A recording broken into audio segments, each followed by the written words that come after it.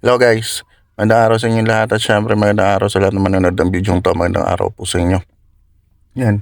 Sa video natin ngayon guys, pag-uusapan natin kung magkano ba yung hamster dito sa Dubai.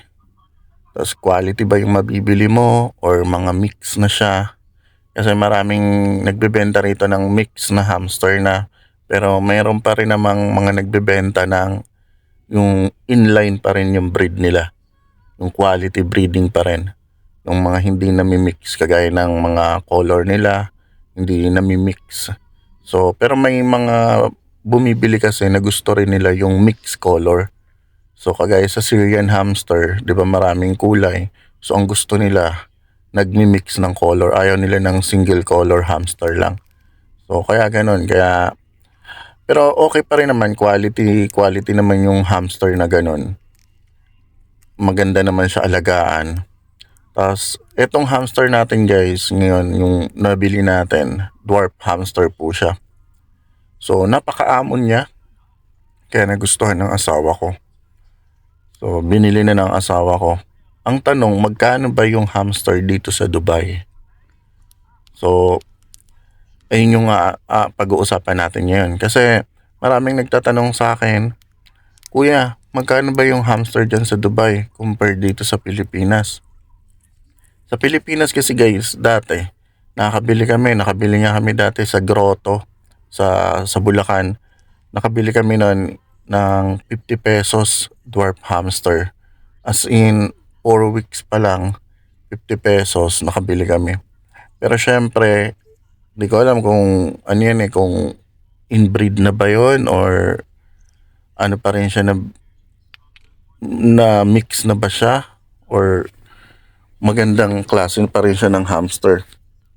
Tapos may mga Syrian hamster din naman kasi guys na doon sa grotto dati. Marami kang mabibili. Marami rin kasi nagbebenta ng hamster doon. Minsan 30 pesos, 50 pesos. Iba-iba hanggang 100 pesos or 150. Pero doon sa Boronga naman, sa amin, sa lugar, dun sa probinsya, ang bentahan namin doon is 150 each. Tapos pag i-prepare mo siya, mabibili mo siya ng 250 to 300. Ayun. Pero pag maganda, syempre umaabot ng 500 hanggang 1,000. So, dito sa Dubai, ang bentahan is 150 pares po. So, binibenta nila ng 150 pair, yung dwarf hamster or Syrian hamster, parehas yung presyo nila. 150 AED. So, kung i-convert mo yun sa peso, almost, ano rin yun, parang 2,000. Ganun, pares na siya. Pero may kasama na siyang kulungan. Kasi ganun yung pagbebenta rito, laging may kasamang kulungan. Lalo na dito sa mga night market, pag bibili ka ng hamster dito sa night market, laging may kasamang kulungan. So parang yung binabayaran mo rin doon yung kulungan, saka yung hamster. Pero yung binili ng asawa ko is isa lang po. Yan. So isang dwarf hamster lang. Kasi hindi naman tayo mag-breed dito. Sorry. Hindi naman tayo mag-breed dito sa Dubai. Mag-aalaga lang po tayo. So magkikip lang po tayo kasi libangan. Tsaka ito talaga yung ano natin yung ginagawa natin dati pa.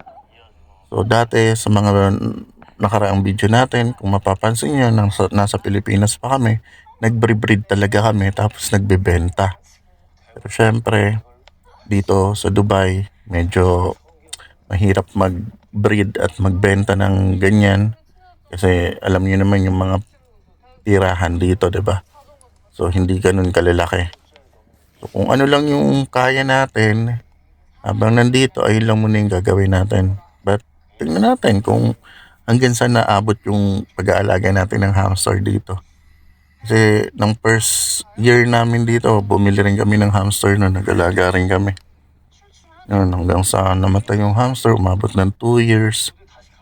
Let's see, tingnan natin kung saan naabot, kung makakabili pa ba ulit ng bago or ganito lang tayo, hindi na tayo mag-breed, mag-aalaga lang tayo ng isa. Tapos, yun lang, libangan. Kasi nakakatuwa guys, pag galing trabaho, tapos uuwi, makikita mo siya, tumatakbo sa hamster wheels, tapos bibigyan mo ng treats. Di ba? Nakakatuwa, parang nakakawala ng stress. Nakakawala din ng pagod minsan. Ayun yung dahilan namin yan. Tsaka ano naman talaga, hobby na. Simula nang nasa Pilipinas pa. Ganun na yung ginagawa namin. Nagbre-breed, nag-aalaga ng rabbit, manok, pusa, ganun. Ganun yung mga ginagawa namin sa Pilipinas. Siyempre, hindi namin dito madadala yung lahat eh. So, kaya eto muna kami, hamster. So, ayun guys. So, mabibili nyo, nabili namin tong hamster na to dito sa night market, dito sa Alriga. Kasi dito yung place namin sa Dubai. So, Alriga. Nabili namin siya. Ang bili ng asawa ko dito is 100. Kasama na po yung cage, yung hamster cage na yan. So, 100 po yung bili niya. Yan. Pero kung dalawa, 150. Ganun. So, may kasama na siyang beddings. Binilan siya ng extra bedding. Tapos bumili rin ng sunflower seeds yung asawa ko.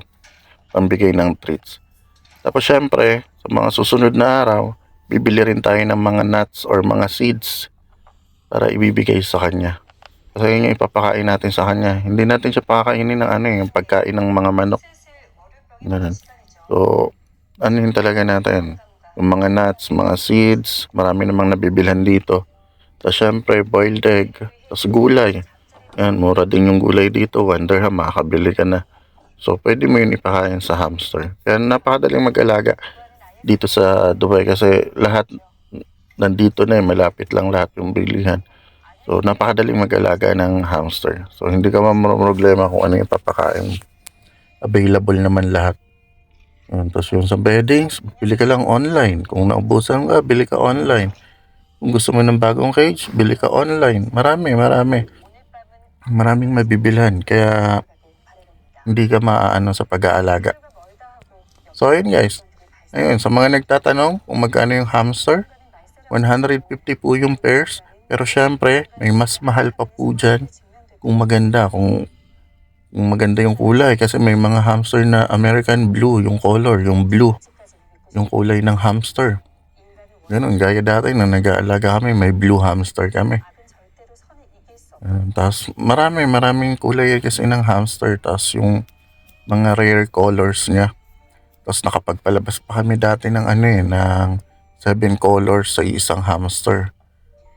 So yun, nagawa namin yun sa Syrian hamster. Nakapagpalabas kami ng 7 colors. Pero yun, maganda kasi pag nagbre-breed ka talaga, ma-experiment mo rin eh. Pero syempre, habang nandito tayo, magkikip lang muna tayo, hindi tayo magbre-breed. Yan. So, yan lang guys. Hanggang sa muli. Sana nagustuhan niyo yung video, panoorin niyo. Tapos mag-comment na rin kayo kung taga saan kayo. At kung ano yung katanungan nyo about sa hamster, sasagutin po natin yan sa susunod na video natin. Mag-upload ulit tayo, sasagot tayo ng tanong. Yan, syempre makikita nyo ulit yung hamster natin. Yan, hanggang sa muli, maraming salamat po sa inyo. Don't forget to subscribe guys, tapos mag-like na rin kayo, tapos i-share nyo yung video. Yan, sa mga naghahanap ng hamster dyan dito sa Dubai, sa Alriga Night Market, mayroon po. Tapos siguro sa lahat ng night market, mayroon namang pet shop dyan na nagbebenta ng hamster. Kasi meron nga rin dito rabbit eh.